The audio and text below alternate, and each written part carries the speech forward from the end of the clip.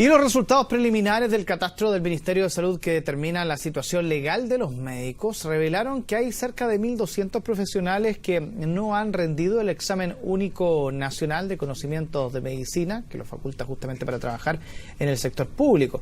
Y ante esta situación y para profundizar más en este tema nos acompaña Beltrán Mena, director ejecutivo de EUNACOM. Aquí le damos la bienvenida. ¿Cómo está? Buenas tardes. Hola. A ver, ¿es una sorpresa esta cifra o no? No, yo creo que la cifra se venía anunciando hace tiempo.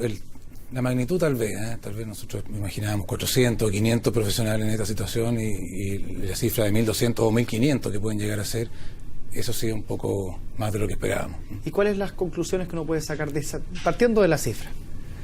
No, yo creo que en primer lugar una cierta frustración, porque hay alrededor de 100 a 150 personas trabajando en construir este examen de la mejor forma posible durante el año y ver que muchas autoridades ya por la necesidad buscan formas de burlar esta exigencia es un poco frustrante como labor profesional.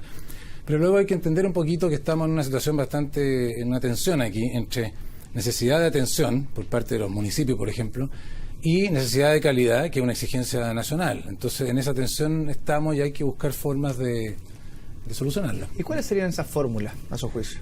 No, yo creo que la situación de que alguien ejerza a través de resquicios legales no es buena nunca. O sea, no es buena para el país, no es buena para la ley, no es buena para el mundo académico, no es buena para el mundo profesional, para nadie. De manera que eso tiene que terminar. Lo que creo que hay que transar y conversar y llegar a un cierto acuerdo es en la velocidad en que se normalice a esta gente. Ya hemos estado en conversaciones con el Ministerio y entiendo que esa es la voluntad de ellos, o sea, llegar de alguna forma a acelerar el proceso de normalización de esta gente en un plazo definido. Yo creo que eso es un trato al que se puede llegar bien. ¿Y cuáles son los riesgos, por ejemplo, que haya 1.200, 1.500 profesionales que no hayan pasado por este examen? Bueno, el riesgo obvio, errores médicos, o sea, es difícil determinar, no hay ninguna vinculación entre un puntaje específico y un error médico, esos estudios no existen. O sea, es obvio que mientras más sepa un profesional, menos errores va a cometer, y por lo tanto, mientras menos sepa, más errores va a cometer, de manera que es ineludible la conclusión de que gente que esté ejerciendo, habiendo reprobado el examen, o al menos no habiendo demostrado que puede aprobarlo, está en una situación de riesgo. Y tomándome de eso entonces, ¿es tanta la necesidad de los municipios como para no tomar eso en una balanza, ponernos ahí en peso y llegar y contratar médicos solo por un tema de necesidad? Es que hay que ponerse un poco en el lugar de ellos. La verdad es que yo entiendo la postura de los alcaldes, por ejemplo, que tienen que dar atención de salud, tienen la gente esperando, tienen una cola de pacientes esperando, tienen los cupos y los honorarios para contratar a esa gente y no le llega a la gente. Entonces es una situación bastante frustrante. Y al lado tienen a hartos médicos extranjeros, titulados en el extranjero, que están dispuestos a ocupar esos cargos. Pero les falta el examen, la aprobación de la EUNACOM. Entonces nos transformamos como en los malos de la película en esto, cuando en realidad lo que estamos tratando es de asegurar una calidad mínima de atención, digamos. Entonces yo creo que hay que entender ambas partes y hay que tratar de acelerar los procesos de normalización de esta gente. Un dato, yo entiendo que el déficit, si hablamos de 1.200 a 1.500 profesionales ejerciendo sin EUNACOM, esa es más o menos la cifra de egresados chilenos de un año. En un año, la producción de médicos por parte de la universidad en una promoción ocuparía todos esos cargos si fuesen suficientemente atractivos. De manera que todos saben, lo que han estudiado el problema, que hay una serie de razones por las cuales estos cargos no son atractivos para los profesionales. Económico es uno de ellos, ¿no? Es uno de ellos, por supuesto, pero no creo que sea el mayor. O condiciones laborales también. Es más bien un tema de carrera, de proyección. Una persona siente que hay muchos estudiantes, uno conversa con ellos, que quisieran trabajar, por ejemplo, en estos lugares remotos, con poca atención, lo ven como una oportunidad, como algo bueno, algo que quisieran hacer, pero no para toda la vida. Lo ven como una etapa en sus vidas y luego que eso los lleve por un camino de desarrollo profesional, una etapa de paso, por decirlo así, ¿ya? Pero no lo ven hoy día como una especie de camino sin salida, en el sentido de que de ahí no hay una carrera que le ofrezca al Estado una carrera de especialización. Ahora, pero ese espacio de transición, por llamarlo de alguna manera, lejano, que van, pero solamente por un tiempo, ¿es una realidad que se ve, por ejemplo, a nivel internacional? ¿Estamos muy lejanos lo que ocurre en otras zonas?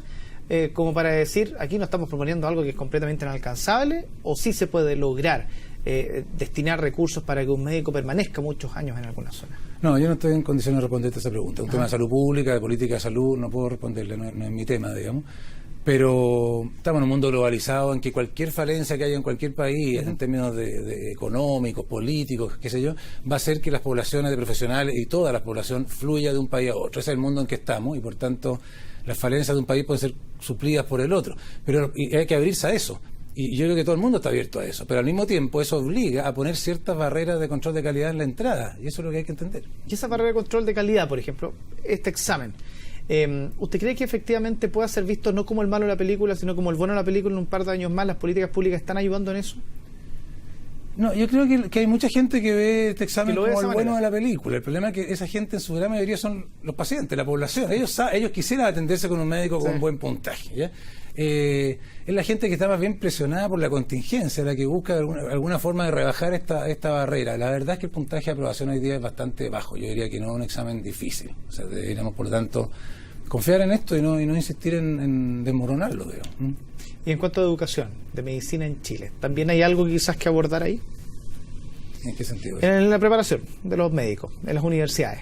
O en general uno puede detectar que la preparación que traen los estudiantes cuando empiezan a dar las pruebas de especialidad vienen en un nivel aceptable. A ver, es bien difícil porque toda esta cosa hay que ser, la respuesta es comparado con qué. Entonces, ¿con qué podemos compararnos? Yo creo que hay dos comparaciones que se pueden hacer de los médicos formados en Chile. Una, entre sí mismos, cómo se comportan dentro de los titulados en Chile, y ahí tenemos que hay grandes variaciones. Por ejemplo, el número de reprobados, por ejemplo, el año pasado, que causó bastante escándalo, una cifra de reprobados que fue histórica, de 160 personas, no se distribuyeron igual en todas las escuelas. O sea, fue bastante dispareja la cantidad de reprobados por escuela, tanto en porcentaje como en el número como en porcentaje de su egresado, digamos. De manera que tenemos una situación de formación que es dispareja. Eso es una cosa. Pero a pesar de todo, considerado en conjunto, y se compara con titulados en el extranjero que rinden el examen, la distancia en resultado es muy grande, es abismal. Son, en términos estadísticos, para los que entiendan, son dos desviaciones estándares, verdaderamente son dos poblaciones que se comportan como poblaciones distintas. ¿Y estamos muy lejos de llegar a ese estándar? ¿A cuál? El estándar, por ejemplo, de extranjeros. No, me refiero a los extranjeros que rinden en la UNACOM y que sacan menor puntaje que los chilenos. O sea, si nos comparamos con los que vienen del extranjero a rendir acá, de la otra manera. Están más bajos que nosotros. No podemos compararnos con países desarrollados, porque generalmente cuando hablamos de titulados en el extranjero nos referimos a países de la región. Sí.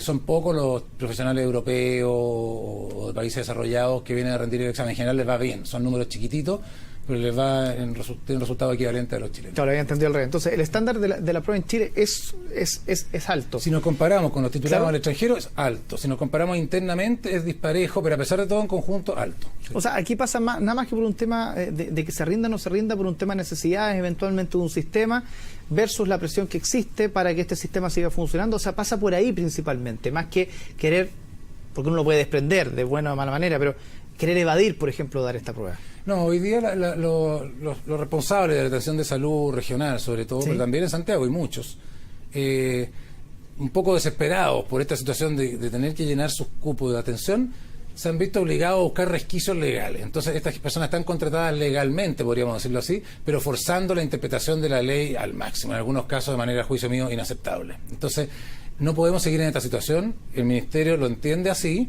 y lo que tenemos que conversar es cómo llegar a un acuerdo que se haga público, en que se den plazos para que estas cosas se cumplan, digamos, sin ponerse tan beato como para decir los que no lo tienen se van, ni tan relajado como para decir eliminemos el examen, no importa. Hay que buscar un punto serio, intermedio, y creo que podemos lograrlo. Beltrán Mera, muchísimas gracias por estar junto a nosotros. A ustedes. Que esté muy bien.